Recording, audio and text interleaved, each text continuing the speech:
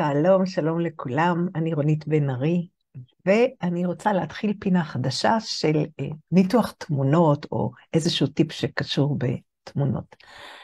הבוקר העליתי תמונה שצילמתי בסלולרי שלי מחלון הבית לכיוון עין כרם.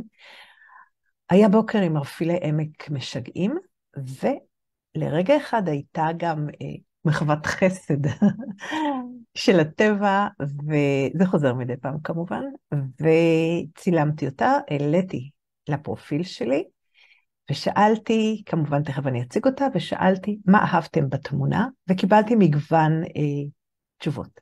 אנחנו לא צריכים להיות גאוני הדור בשביל לדעת לצלם בסלולרי, גם לא צריך כישרון מולד, ממש לא, אבל כשאנחנו מתחילים להבין מה עושה תמונה טובה, אנחנו מתחילים לגלות שם את הקול המיוחד שלנו, זה שיגרום לנו לחזור ולצלם שוב פעם תמונות מאוד מיוחדות, ויביאו את הסגנון המיוחד שלנו.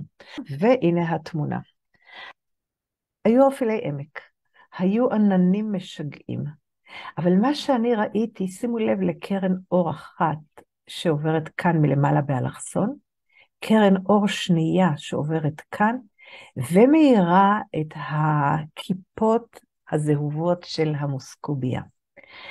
אז יש אנשים שהערפל, ערפל העמק, משך את תשומת ליבם, יש אנשים שהעננים משכו את תשומת ליבם, ויש אנשים שאני יודעת שהם מצלמים והם כבר מכירים את זה, שישר הסתכלו על המשולש הזה כאן, שמוליך את העין מראש ההר, אל כאן לכיוון צומת אורה וחזרה לכיוון המוסקוביה. אז יש כמה כללים שכדאי לדעת. קודם כל, מה שמואר ימשוך את תשומת הלב יותר. מה שנמצא בתמונה, בקדמת התמונה, אם הוא מואר והוא בפוקוס, ימשוך את הלב גם כן. אבל ספציפית בערפילי עמק זה לא יכול להיות חד, כי זה ערפילים.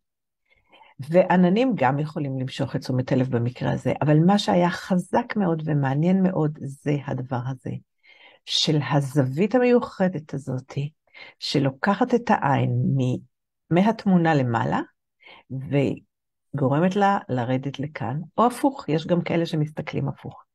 כי מה שאנחנו רוצים לעשות כשאנחנו מצלמים תמונה, אנחנו רוצים לגרום לעין של הצופים לשוטט בה, להסתכל בה ולהתעמק בה עוד ועוד, וכאן באמת יש כמה רבדים שיכולים לגרום לנו להסתכל עוד ועוד.